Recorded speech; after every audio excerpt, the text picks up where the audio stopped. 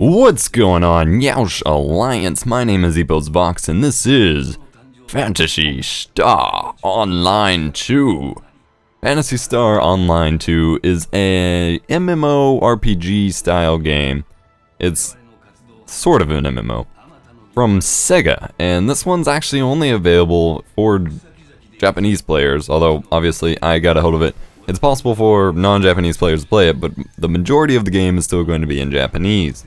I will be posting a tutorial on this channel and my channel on how to get it set up on your computer and get what English patches are available set up. And here it is. This is, you know, space, sci-fi, futuristic-y, awesome game. It's very hack and slash style MMORPG. And I'm bringing it to you guys. Yes, indeed. It is a ton of fun. And that rhymed, and I did not mean for it to. Alright. Now, this game is all about the Arcs and a planet called Nerubia, I believe. And it looks like Earth. And for the first part of the game, you just kind of end up going to that planet and killing stuff. What more fun is that? Nothing, I'll tell you. Nothing. Alright, we're now on the spaceship here. We're going to be introduced to our partner, who will continue to call you partner throughout the game. Partner, partner, partner this, partner that, partner this, partner that. So much fun. No, that was sarcasm. There he is, that's your partner. His name is Aphan, I believe. He's an elfy looking dude. You get to make your own character, and that's what I'm going to be doing. I have an awesome character in mind.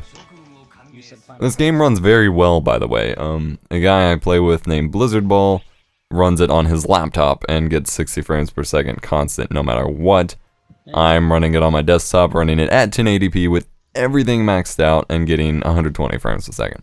Alright, these are your classes available. There's basically a mage, a ranged DPS, and a melee DPS. The melee DPS is geared more towards tank. The ranged DPS, which is the hunter, which is what I'm going to be playing as, is geared towards just pure DPS. A little bit more squishy than the warrior-esque class. And the mage is all about your ranged spells. You get to preview different little presets, and there's different races to choose from. You have basically, what it comes down to basically is humans, elves, and Gundams. You get to play as a freaking Gundam in this game, and that's what I'm going to be doing, because it looks freaking sweet, and I love how this hunter looks, so I'm going to be setting that up. Just kind of previewing the other stuff there. Alright, something to note when I first played through this, I was kind of worried that your presets were what you were running with and that I would look like everybody else. Let me just tell you, you will not look like everybody else in the game no matter what. There are costumes available that make you look like anything you want. Like, I've seen Japanese schoolgirls, I've seen Dr. Eggman, I've seen little chickens and chocobos. It's crazy, so just make your character however you want and you'll most likely be unique. I'll just kind of scroll through the presets here. Nothing looks too exciting, so I'm actually going with the first one, the default. Again, kind of, I was originally worried that it would look like, there'd be a lot of people that choose that, but I was wrong. Now, this is the most complex character customization I have probably ever seen.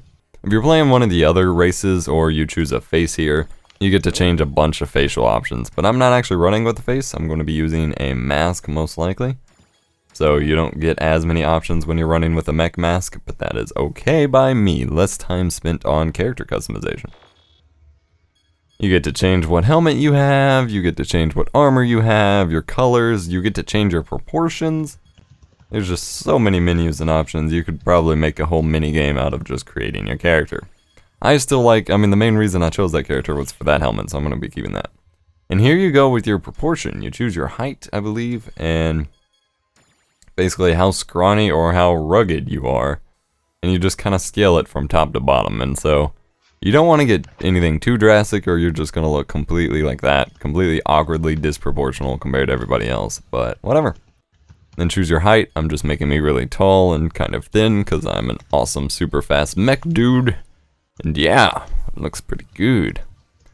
Again, want to make sure your proportions look okay, nothing too drastically just insane, but do what you can here. I feel like a freaking midget. Trying to make the upper body look pretty decent without making the legs just look retarded. Then you get to choose your arm style and your leg style and your body style, which is pretty cool. And all this, again, will change or get different as you play through the game and get different accessories, different armor, different costumes, things like that. This is just your initial initial look for the first few episodes. Now I wanted my eggs. Wow, what am I saying? My arms. I wanted my arms to be pretty awesome looking, but I wanted my legs to be kind of thin. That way I could, oh yeah, and you can completely scale yourself down there, which is kind of weird. But yeah, I wanted my arms to be pretty buff, with my legs to be pretty skinny, so I can be super fast and sleek. Close out all the windows here. Then you get to change the proportion and scaling for each individual part. I'm not going to mess with that. Let's just go to the colors. I want to look awesome, so let's go with black as my main color and get some green maybe, or white. Green, if we can find a good green color here. Yeah, that's good. And then I will do another green for that color, and then I would like a white for my third one, I believe. How's that gonna look? Yeah, that's not gonna look too bad, so let's roll with that. And you get to add accessories. Even though you're wearing a helmet, you get glasses or things, and so yeah, I don't know what's up with that, but just kind of previewing them on my character. Yeah, enough character creation, let's get to some gameplay. This person is in like a green dragon suit doing the thriller. Cinematic time, and like I said, this guy will call you partner 500 freaking times. He's a little elf dude, and he just likes calling you partner. I think maybe he needs a partner. I need a partner that won't drive me crazy. I need a partner that won't drive me mad. I promise I will never sing again. Alright, so lots of talking. Thankfully though, if you install the English patch correctly, most of this will be in English, and even though it's not necessarily the best dialogue, you will understand what's going on nonetheless. You're basically new squads to this recruiting thing. It's kind of like the joining like Spartan projects or things like that, where you're like a new recruit to this new massive military thing called the Arcs. And you gotta go do training missions on this new planet that's inhabited by bad creatures that you gotta beat up and kill. More cinematics. Yes. This is the planet. It's all green and nice and really pretty and rendered beautifully. And you're in the forest area at first, as the screen just told you. You got spider dudes to kill, monkey dudes to kill, bird things to kill. And this guy is going to get on your every last nerve. Thankfully, you don't gotta stick with him for too much longer. I was afraid he was someone that would just like follow you the entire game or something crazy. Thankfully, no. Alright. So we are here. We are in Area 1. And we're being told things to do. We're going to do the tutorial. This episode is just going to be the tutorial. You guys can see what is going on in here.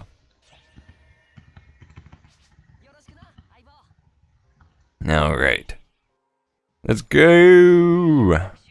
It does, the Phantasy Star Online 2 does support your gamepad or keyboard and mouse. It gives you the option when you're first setting up the game which one to choose. It works fluidly on both, however for the most part I would recommend sticking with keyboard and mouse. That is because things like dodging by double tapping W, A, S, or D is not available as far as I can tell on the gamepad. Like double tapping that, there's no way to dodge with it. And that is extremely important to, you know, kiting and dodging is extremely important to combat in this game, so you really need to get that going.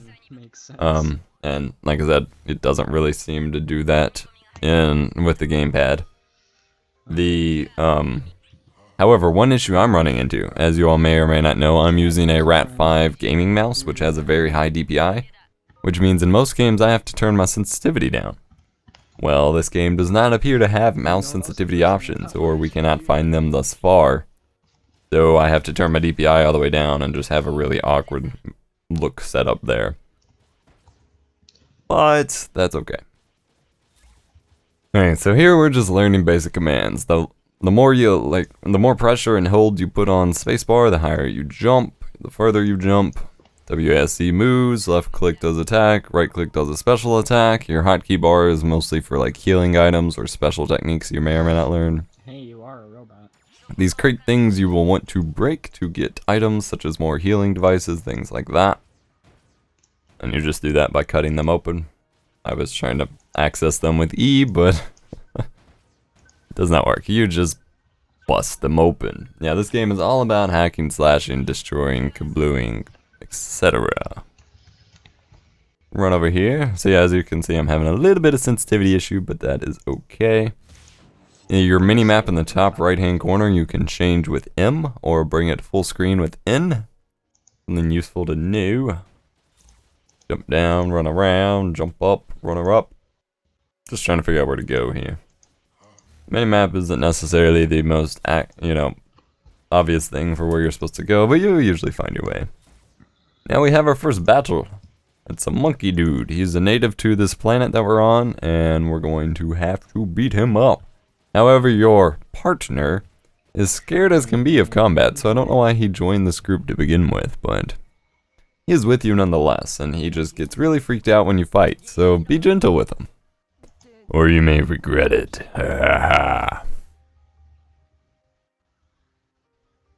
Alright, combat time, emergency code, attack. Emergency code is just like the different phases you are in as far as either battle or your, basically your quest actions. So you'll have emergency code attack, which is to attack and kill something. There's arrest, which is basically to stop them from escaping.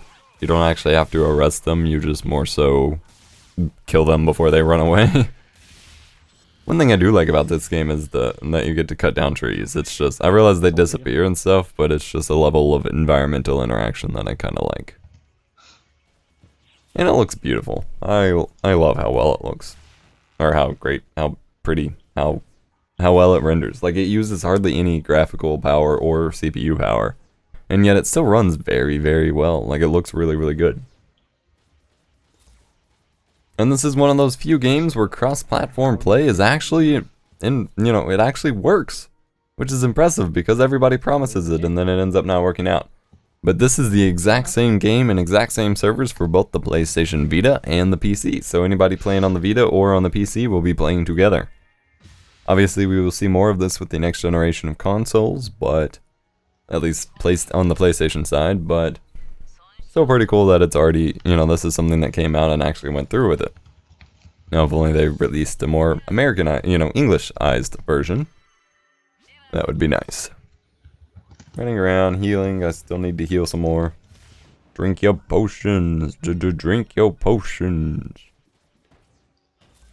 Oh, how Well, you get your health points up. You do have a limited health potions and stuff, obviously, but...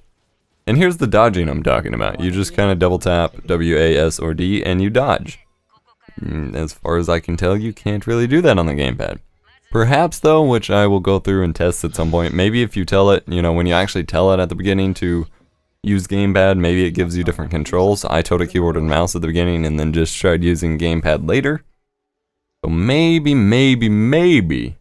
it changes things if you tell it gamepad at the start.